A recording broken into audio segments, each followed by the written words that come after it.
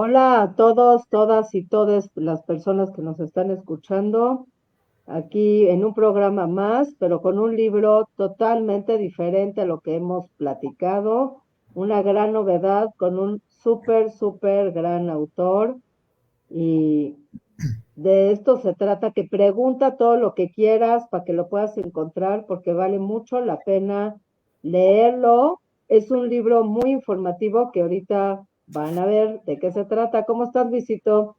Hola, bien, gracias. Un poquito tosiento todavía, pero ya espero de salida. Los bichos que se nos queden pegados por todos lados. Bueno, pues tendrá música de fondo. A ver, Luisito, dinos todo sobre Víctor Hugo Ramírez García. ¿Quién es? ¿Qué ha Pues hecho? aquí está con nosotros. Mucha gente no lo conocerá en persona porque ha vivido su maestría y doctorado fuera de México. Y es lo maravilloso de que hay muchas mexicanas y mexicanos que están haciendo gran trabajo fuera de México. Y estuvo, empezó en la UNAM, ahorita nos va a contar un poco más, pero pues me da mucho gusto que justamente haya investigaciones importantes, porque Víctor Hugo ha publicado en muchos medios temas relacionados con sociología y género, y el entrar directamente en temas de educación sexual, pues es una gran oportunidad. Justamente desde el Armario Abierto, pues promovemos hablar claramente de todos los temas de educación de la sexualidad.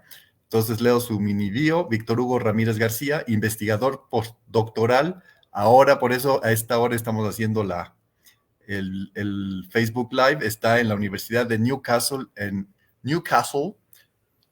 United Kingdom. Oh, Su investigación actual sobre derechos sexuales infantiles ha sido galardonada por la Comisión Europea, el Marie Curie Fellowship, y es financiada por el Consejo Científico del Reino Unido.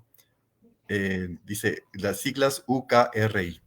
Ha sido profesor en distintas universidades en Francia, donde hizo los grados anteriores, que vivió 2 años. Acá estábamos viendo más tiempo.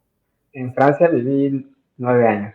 No, pues, y por eso, vamos a ver, este libro originalmente lo escribió en francés y wow. ha sido profesor en distintas universidades en Francia y en México, y ha participado en conferencias internacionales en Ámsterdam, Londres, Praga y París. Por eso es un gran honor poder Wow. presentar al público que sigue con el Armario Abierto y que estamos promoviendo en el medio sexológico, para que conozcan y aprovechen todo lo que ha estado haciendo Víctor Hugo Ramírez. Gran gusto. En algún momento... Luisito, no dijiste el libro, déjame decir, porque Víctor Hugo, siendo también sociólogo, unió la parte del gobierno, los cuerpos, el género, la sexualidad, el deseo, y realizó un material magnífico llamado La Administración del Deseo y el Gobierno de los Cuerpos. Platícanos, Víctor, ¿qué título es Hola, este? ¿Cómo nos eh, gobiernan los cuerpos y cómo administramos el deseo? Platícanos, ¿cómo surgió esta idea? les cuento, primero que nada, muchísimas gracias por la invitación. Es un honor para mí estar con ustedes. Yo me acuerdo desde chavito que los veía en la tele y los admiraba, y ahorita aquí invitado por ustedes para comentar este libro. El libro es el resultado de la tesis doctoral que hice, como dice Luis, en Francia. La idea surgió porque yo estudié ciencia política. Como dice Reina, yo también soy sociólogo, entonces mezclo estudios de género, ciencia política, sociología. Y surgió porque empecé en el doctorado a estudiar los archivos de las políticas sexuales en México. Entonces, principalmente las políticas de educación sexual, que empiezan en los años 70. Ustedes saben que México no tuvo un programa oficial de educación sexual hasta los años 70. Lo intentó en la década de los 30. De hecho, el famoso secretario Basolstu le cortaron la cabeza desde el gobierno por intentar hay una foto famosa. implementar, los programas de educación sexual, pero el programa oficial lo tuvimos hasta los años 70. Entonces, el libro lo que hace es recorrer nuestra historia mexicana contemporánea desde los años 70, comenzando con las políticas demográficas de planificación familiar y de educación sexual, y avanza progresivamente en los años 80, 90, cómo surge el paradigma del género, cómo las políticas de educación, de salud, incluso cómo llega la sexualidad a la justicia, al discurso jurídico, a la Suprema Corte de Justicia.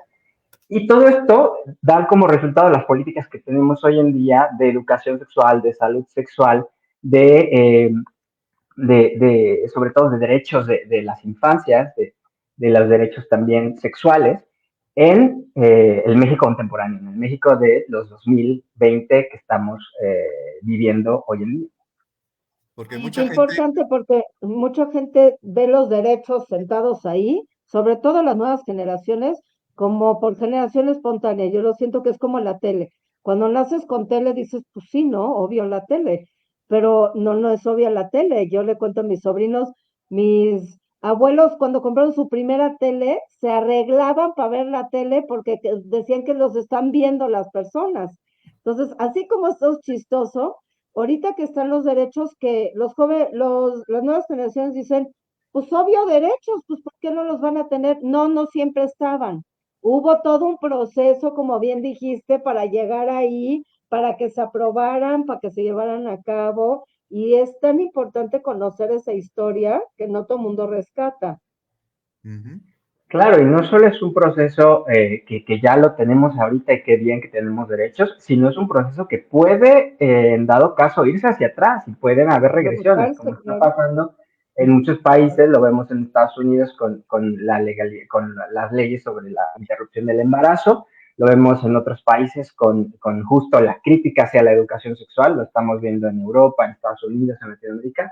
Entonces es muy importante que sepamos cómo surgieron estos derechos y qué puede hacerlos regresar hacia atrás, qué puede quitárnoslos prácticamente. porque mucha gente dice, ¿a poco hay programas de educación sexual? ¿En dónde está la educación sexual en México? Todavía hoy preguntan. Entonces, poder mostrar desde dónde viene, desde las políticas públicas de los años, específicamente de los 70, ¿no? Que decían, ahora sí hay, primero a ver cómo poblar, como cuando gobernar es poblar, que era el primer lema de Luis Echeverría, y durante esa administración, por las conferencias de población, tuvieron que llegar a la familia pequeña vive mejor, ¿no? Y de ahí, Claro, y que el CONAPO los, sea la guía, o sea, el CONAPO sigue hoy y muchas de las personas que empezaron a apoyar como aprendices o como eh, asistentes, como varios, muchos grandes nombres, que hoy son grandes, que ya tienen tiempo siendo grandes nombres o desde sociedad civil, hoy Gabriela Rodríguez es la secretaria ejecutiva de CONAPO, y justamente poder entender cómo desde afuera antes, o si la educación sexual, quiénes influyeron en las políticas de educación sexual, porque pensarían que los sexólogos, y pues no son los sexólogos los que más influyeron en políticas de educación sexual. ¿Eso lo puedes contar? Sí, fíjate que en el principio de los programas de educación sexual en México en los 70 estuvo CONAPO, que es un consejo que casi muchos mexicanos y mexicanas no lo conocen, pero es que es fundamental. ¿Por qué? Porque este consejo, esta institución, no solo tiene el atributo legal de producir programas demográficos, sino que por la ley General de Salud, le da atribución también de tener influencia sobre los programas de educación sexual. Entonces, quienes han estado dirigiendo CONAPO a lo largo de las décadas han tenido un rol muy importante. De hecho, Gaby Rodríguez asistió a muchas conferencias internacionales, por ejemplo, Montevideo en 2013, que tienen la misión de influir en nuestras políticas de educación sexual, de planificación familiar, de control demográfico. Y es muy interesante analizar la historia de estos programas, ¿no? Porque cuando uno lee los programas de los años 70, pues prácticamente tenían un enfoque muy demográfico, es decir, hay que controlar que las mujeres se reproduzcan como nosotros queremos que se reproduzcan, ¿no? Y ahí se cruzaban muchas ideologías, muchos programas, y como tú bien dices, la influencia de la sexología estuvo ahí, pero no era el actor principal. Ahora, cuando uno revisa estos programas, es súper interesante justo criticar y analizar a detalle qué partes de la sexología fueron integradas, quiénes ayudaron a formar a quienes tenían la misión de llegar a la población rural, a la población de estudiantes, a los profesores, a las profesoras, a médicos, enfermeras, a formar todos estos programas que de alguna manera iban a cambiar la cara de nuestro México contemporáneo, ¿no? Eso es cuando preguntaba Trino al principio, entonces, ¿qué se entiende por gobernar los cuerpos? Y en ese, porque tu investigación, que es tu tesis de doctorado, pues sí es el lenguaje es más académico, pero ¿qué debe entender qué debemos entender los de a pie por el concepto de gobernar? ¿En quién está inspirado? Sé que... Mundanos. ¿Y por qué Michel Foucault, cómo aprovechas a Michel Foucault? Y aprovecho para decir que leer el libro es una oportunidad de conocer a Michel Foucault. Yo espero que el libro no esté tan académico como se espera, porque de la tesis de doctorado tuvo que haber toda una traducción a que se entendiera lo más que se pudiera, pero sí, tienes razón. Michel Foucault, que es este autor francés muy influyente en las ciencias sociales, de alguna manera descubrió que la sexualidad es el punto entre la población como conglomerado de individuos y el individuo con prácticas sexuales. Por eso es tan importante estudiarlo desde la ciencia política, desde los estudios de política, desde el género, desde la sexualidad, porque precisamente los estados, a través de las políticas de planificación familiar, de educación sexual, de salud sexual, de alguna manera están influyendo en nuestras prácticas cotidianas. Lo curioso de analizar las políticas históricas de México es que si uno lee las políticas de los años 70, el Estado a través del CONAPO se metió en nuestra cama completamente. Es decir, nos quiso decir cómo había que tener relaciones sexuales. Y esto, cuando uno lo lee en el 2024, pues dice, a ver, ¿esto puede pasar hoy en día? Pues no. Hoy en día hay toda una regulación y sería muy, muy controversial que el Estado nos dijera cómo tener relaciones sexuales. Y los archivos muestran que justo la intención de las políticas en los años 70 era, de alguna manera, regular nuestras prácticas sexuales para que tuviéramos como resultado un control demográfico, es decir, menos hijos por pareja, por mujer, etcétera. Entonces, gobernar el cuerpo, el título hace referencia a la influencia que tiene el Estado sobre nuestras prácticas. Y pues aquí viene el deseo, es decir, cómo el deseo es utilizado por el Estado, por las políticas de muchos ámbitos, para influenciar en nuestra conducta y en nuestras prácticas de todos los días. Y yo te quiero preguntar algo. Me queda claro que mucho del control va dirigido a la mujer, ¿no? Que si a la anticoncepción, que si el aborto, que si no se embaraza, que si sí se embaraza, que todo eso. ¿Qué encontraste hacia los hombres, hablando de género? Hacia los hombres, ¿cuáles eran las políticas públicas, las reglas? Fíjate que es una pregunta súper interesante porque la crítica fundamental desde los feminismos a las políticas de control poblacional era justamente esa, era decir, ¿por qué el control siempre tiene que ser focalizado a las mujeres? ¿Por qué las mujeres tienen que utilizar la planificación familiar y todos los métodos contraceptivos solo son para mujeres? Es decir, había un sesgo patriarcal completamente evidente en las políticas.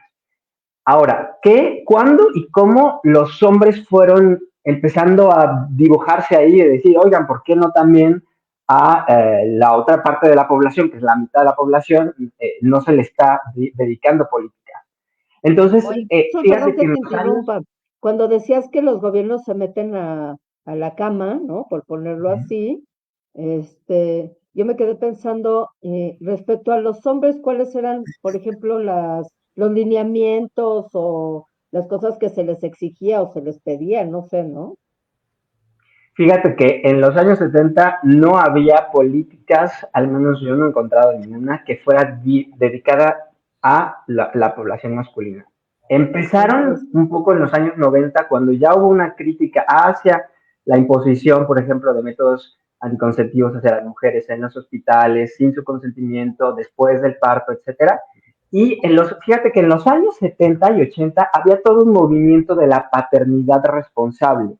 Es decir, que se dirigían hacia tanto las mujeres como los hombres a decir, saben que si ustedes quieren ser padres responsables, pues tienen que limitar su descendencia y tener los hijos que vayan a poder mantener. Era un sesgo completamente económico y que iba dedicado a las poblaciones, sobre todo rurales, campesinas, pobres, o sea, de ciertas condiciones socioeconómicas que no iban, que no existían tampoco en las ciudades, porque se creía que en las ciudades el proceso de la población ya estaba de alguna manera encauzado a ese control de la población. Después, cuando en los años 90 surge, o no surge, pero se consolida el paradigma de género, con la conferencia de Cairo, con todo lo que va a venir del paradigma epistémico político del género, se empieza justo a criticar y a decir, bueno, a los hombres también hay que dedicarles política.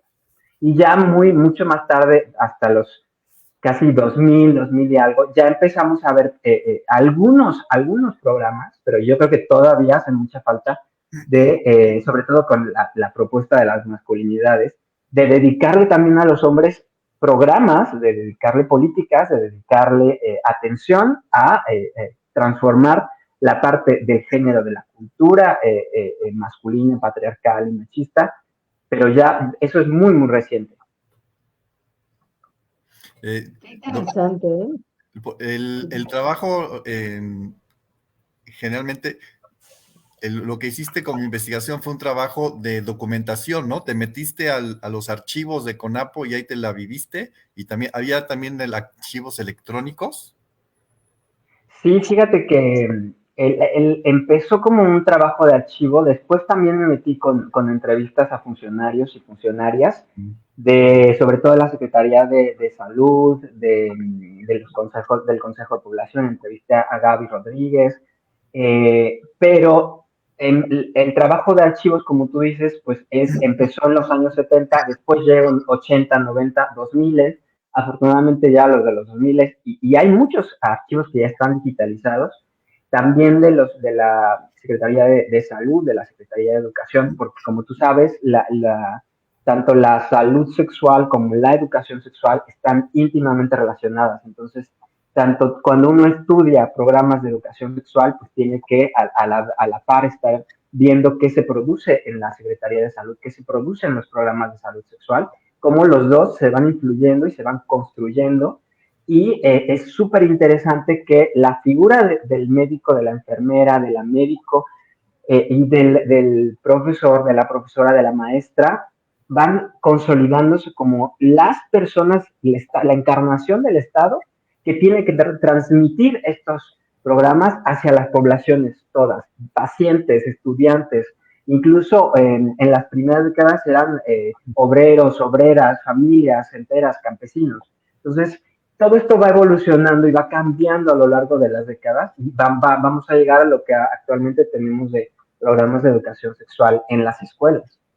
El conocimiento que tengo yo porque yo lo he visto en la práctica, sobre todo desde los 2000 por estar yendo a los espacios de Demisex, pero era salud el que más tenía acercamiento con temas de sexualidad, ¿no?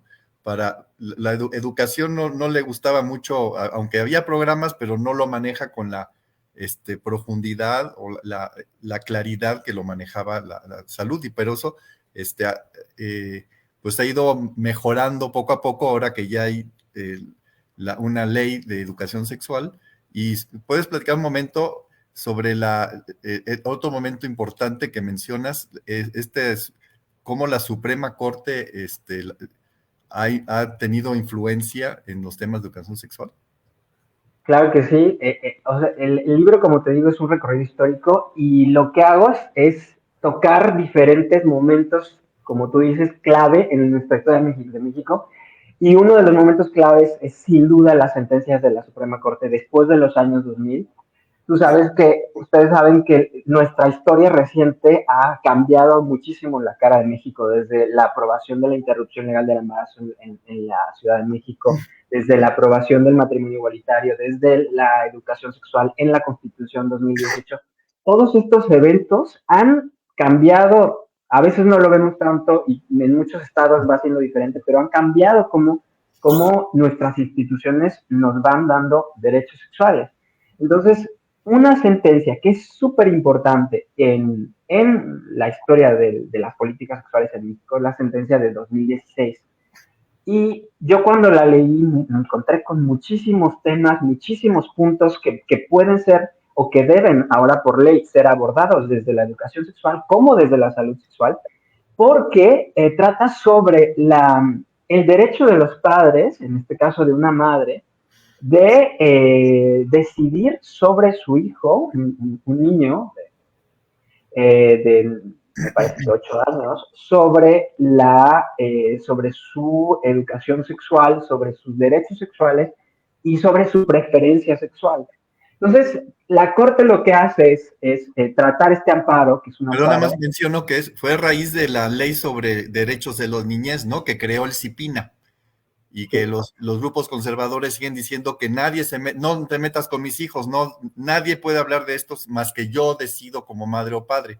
Creo que, y eso es lo que no saben, no ha estado claro, y lo dejas muy claro, cómo llegó a la Suprema Corte y justamente no se ha dimensionado el impacto que tiene y que debemos aprovechar de la sentencia de la Suprema Corte. Justo todo el movimiento internacional, esto es internacional, en muchos países que retomó el no te metas con mis hijos, está centrado en la relación entre padres e hijos como un hecho, una confrontación de derechos entre lo que los padres pueden decidir y los derechos que les niñas tienen como personas, como sujetos sexuales. Y esta sentencia trata sobre eso, por eso es tan importante, al menos en México y en toda la región latinoamericana. Yo he tratado el tema porque lo que hizo la Corte mexicana es decir, establecer que por ley, evidentemente, cada persona tiene derechos sexuales sobre su propio cuerpo, sobre su propia vida, y que los padres y las madres deben respetar la autonomía de cada persona, su identidad, sus derechos, a pesar de que sea su hijo o su hija o su hija. Es decir, que los padres, las madres no son propietarios de sus hijos. Y esto es obviamente un principio básico del liberalismo y de la democracia liberal de todos nuestros estados. Entonces, ¿por qué es tan importante? Porque marca un hito en las relaciones entre padres e hijos, como digo, no solo en México, sino en la región. Ahora, como tú bien lo dices, fue reacción de una madre de Aguascalientes ante la ley la ley de derechos que se aprobó en 2014 y que los conservadores y las conservadoras han querido modificar y derogar desde ese entonces, porque es muy importante al establecer que cada niña tiene derechos y que cada niña tiene su propia, su derecho a su persona y a sus derechos sexuales. Qué importante esto que dices.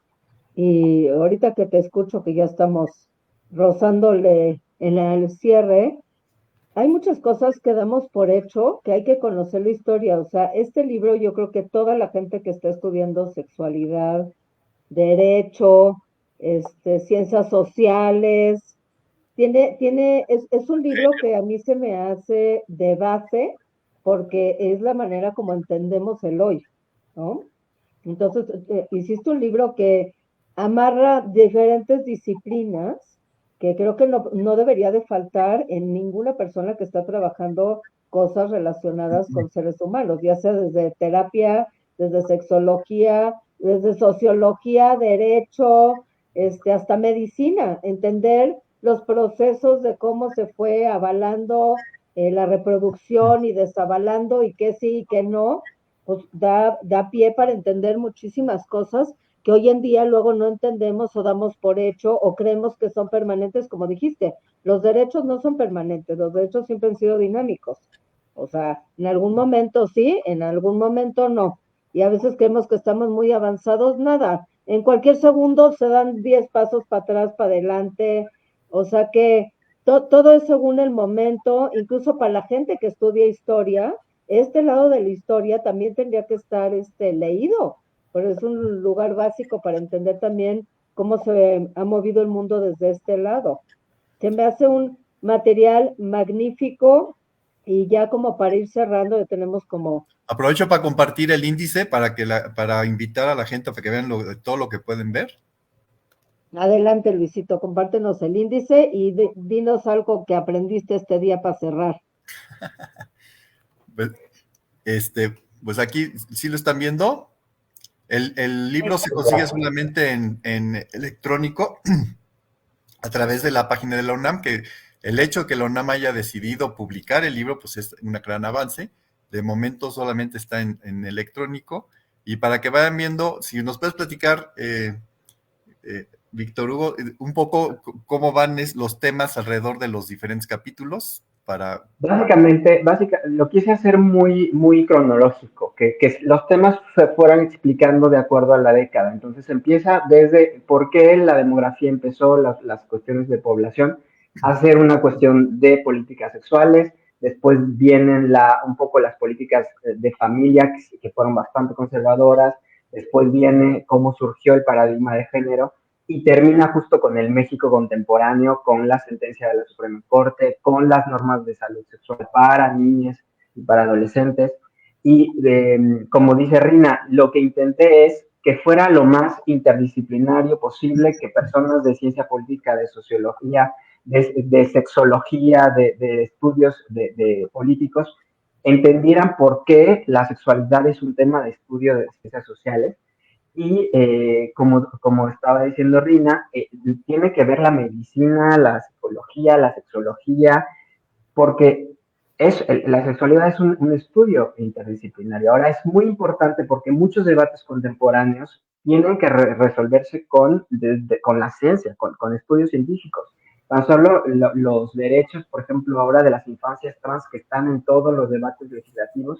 A mí me toca, por ejemplo, en el mes que viene ir al Consejo de Europa, ir al Parlamento Europeo para discutir estos temas que son muy, muy importantes y que tenemos que tener la perspectiva médica, la perspectiva del derecho, la perspectiva sexológica para dar respuestas a problemas que vivimos todos los días.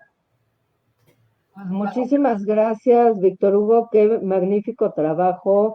Yo creo que este libro que hiciste es un gran legado para las generaciones que lean, que aprendan esta parte de la historia que no queda tan claro. Y creo que es un material extraordinario para revisar desde todas las disciplinas que mencionaste, más otras, porque la verdad es que yo creo que a todos nos atañen nuestros derechos, ¿no? Algo que quisieras decir, tus redes sociales, cómo te encontramos, qué sabemos de ti antes de que Luisito diga sus palabras mágicas para cerrar. Bueno, ¿y qué me decías? ¿Yo qué aprendí? Yo aprendí que hay enorme talento que no conocemos en México y qué bueno que podamos conocer más y mejor a Víctor Hugo y también todas las publicaciones que ha hecho y aprovechar no solamente tenemos historia o hay referentes de los que han hablado de temas de sexualidad.